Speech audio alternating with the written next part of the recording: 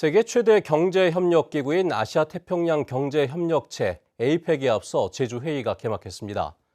장관급 인사들과 전문가 3천여 명이 국제 교류와 협력 방안을 논의하는데 제주 관광 홍보에도 효과가 클 것으로 기대되고 있습니다. 조인호 기자입니다.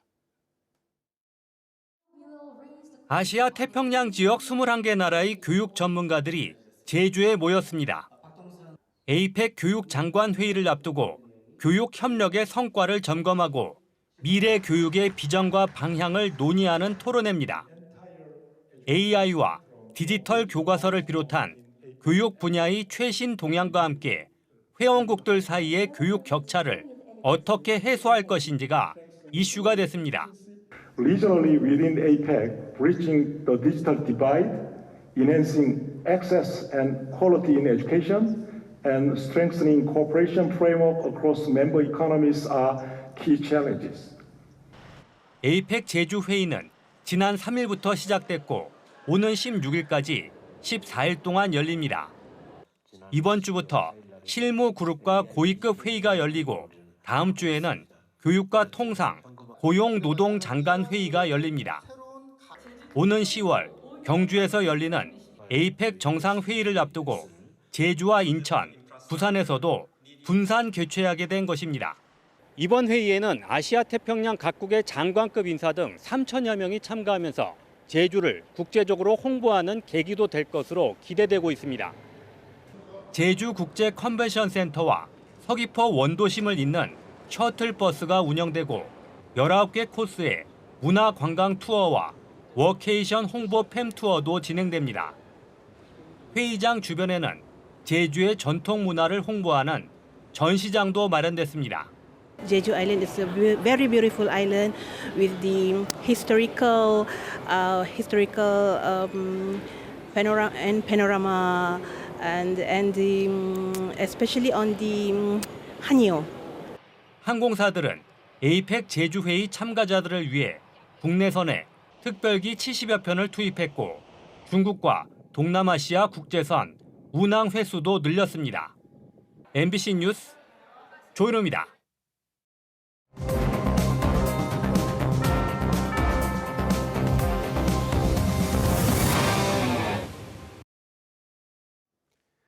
제주도가 최근 건축물의 높이 제한을 풀어주는 도심지 고도 완화 방침을 발표했는데요. 자연 녹지와 비도시 지역으로 개발이 확산되는 것을 막기 위해 압축 도시를 조성하겠다는 겁니다. 하지만 자연 녹지의 건축 규제를 대폭 완화하는 방안도 동시에 추진해 정책에 일관성이 없다는 비판이 나오고 있습니다. 송원일 기자입니다. 도심에서 조금 벗어난 자연 녹지에 들어선 4층짜리 연립주택들. 최근 몇 년 새 부쩍 늘었습니다. 읍면 지역에서도 빌라로 불리는 연립주택과 다세대 주택 건설이 잇따랐습니다. 도시 외곽으로 주택 개발이 확산되면서 환경 훼손과 함께 도로와 상하수도 같은 도시 관리 비용이 증가했습니다. 제주도는 이 같은 도시의 외연 확산이 도심지의 건물 고도 제한 때문이라고 분석합니다. 건축물 높이 제한으로 도심 내 고밀도 개발이 제한되면서 상대적으로 지가가 저렴한 녹지 지역과 비도시 지역으로 개발 수요가 이동한 측면이 있습니다. 그래서 제주도가 내놓은 대책은 고도 완화. 도심지 건물 높이 제한을 완화해 고층 건물을 지을 수 있게 하면 도시의 외연 확산을 막을 수 있다는 것입니다. 이에 따라 일반 주거 지역은 현재 45m에서 최고 75m까지, 준주거 지역은 최고 90m까지, 일반 상업 지역은 3배가량 높은 160m까지 파격적으로 완화할 계획입니다. 그러나 고도 완화 발표 일주일 전에 제주도가 내놓은 건축 규제 완화 대책은 정반대의 내용을 담고 있습니다. 건설 경기 부양을 위해 자연 녹지의 건축 규제를 대폭 풀겠다고 했기 때문입니다. 이에 따라 자연 녹지에서 가능한 주택 건설 사업 면적이 현재 3만 제곱미터에서 앞으로는 5만 제곱미터로 완화됩니다. 또 택지를 개발하는 대지 조성 사업도 지금까지는 불가능했으나 앞으로는 5만 제곱미터까지 가능하도록 허용됩니다.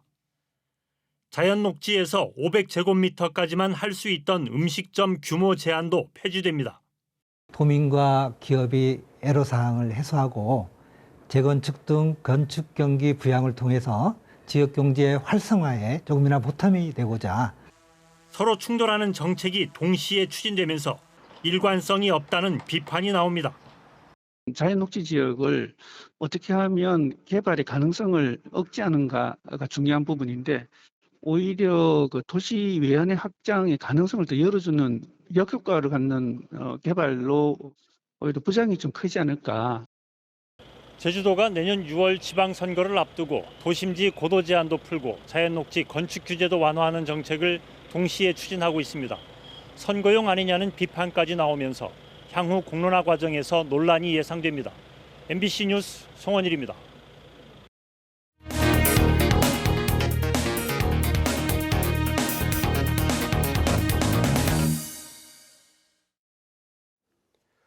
(2년) 전 마라도에서 천연기념물인 뿔쇠오리를 위협한다며 길고양이 수십 마리가 포획돼 임시 보호시설에서 지내고 있는 중인데요. 새 보금자리 공사가 추진 중이지만 예산 부족 등으로 여전히 불안한 시간을 보내고 있다고 합니다. 이소연 기자의 취재입니다. 흙을 다지고 콘크리트 바닥 기초 공사가 진행 중인 공사 현장. 마라도에서 강제 이주된 길고양이들의 새 보금자리, 고양이 도서관 공사 현장입니다. 990여 제곱미터 부지에 보호실과 도서관, 야외 쉼터 등이 갖춰질 예정입니다. 하지만 지난해 12월 첫 삽을 뜬 후 공사는 계속해서 늦춰지고 있습니다. 현재 공사 진행률은 25%로 애초 계획보다 석 달 정도 늦어져 공사 진행에 어려움을 겪고 있습니다.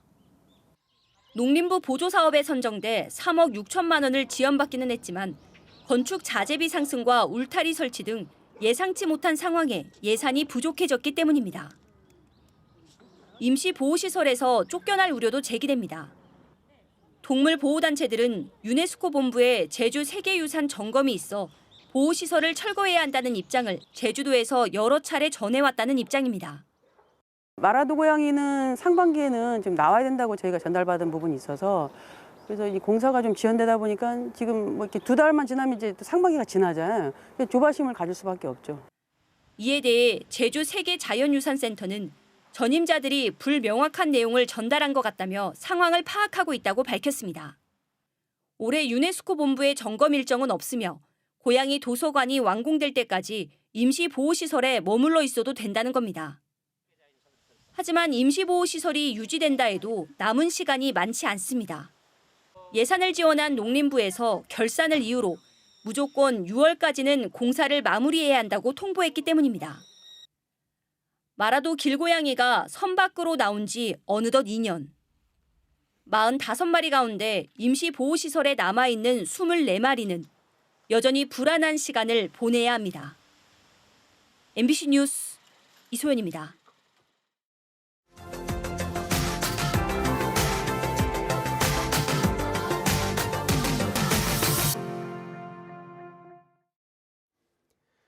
여수 세계 박람회장의 사후 활용을 위한 밑그림이 윤곽을 드러냈습니다.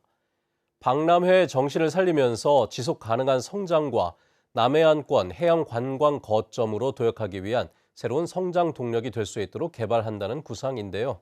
김주희 기자의 보도입니다.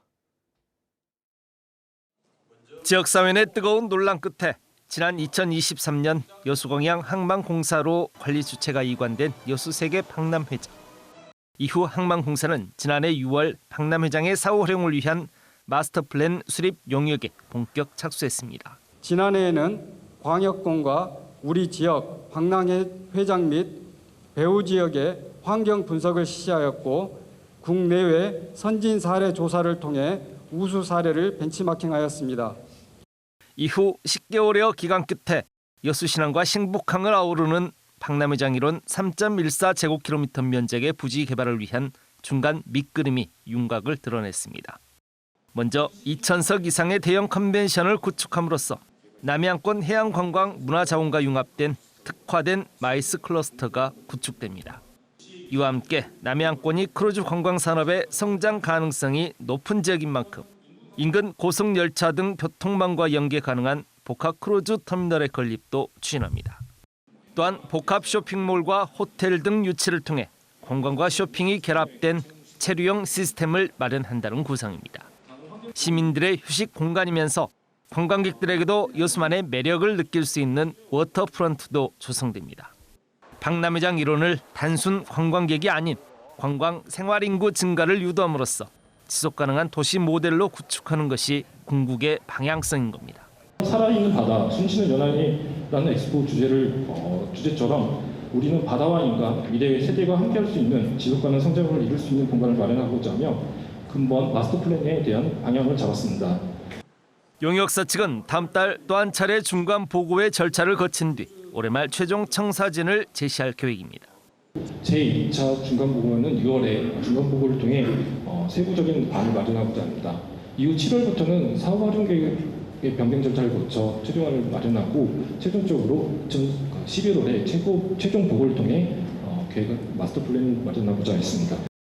여수 박람회장 사후 활용 계획은 오는 2030년부터 2040년까지 10년 동안 단계별 종합 개발 계획으로 구체화돼 추진됩니다. 박람회장이 엑스포 정신을 살리면서도 미래지향적인 해양 레저 관광 중심지로 도약하는 전략적 기반이 될 수 있을지 지역사회 기대치도 커지고 있습니다. MBC 뉴스 김주희입니다.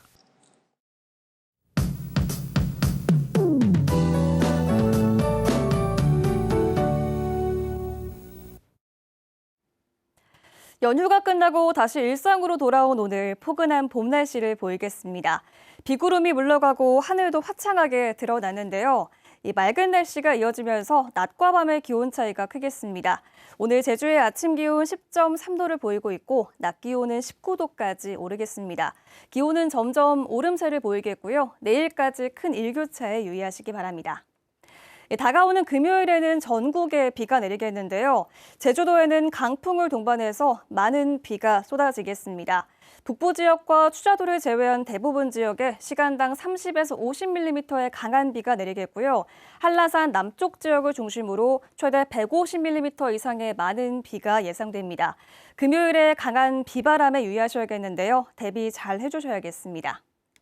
오늘은 고기압의 영향으로 하늘이 깨끗하겠고 한낮에는 자외선이 무척 강하겠습니다. 아침 현재 기온 어제보다 낮게 시작하고 있는데요. 북부 지역 10도, 서부 지역 11도, 남부 지역 12도 보이고 있고 한라산 성판악은 6도로 시작하고 있습니다. 오늘 낮 최고 기온은 북부 지역 19도, 서부 지역 18도, 남부 지역 20도까지 오르겠고 산지 성판악은 15도 예상됩니다. 도서 지역도 대체로 맑은 날씨를 보이겠습니다. 오늘 도서 지역으로 가는 여객선 운항도 순조롭겠습니다. 바다의 물결은 제주도 전 해상에서 잔잔하게 일겠습니다. 어버이날인 내일도 맑은 날씨를 보이겠고 금요일에 비가 내린 뒤 주말에는 맑고 포근해서 야외 활동하기 좋겠습니다. 날씨였습니다.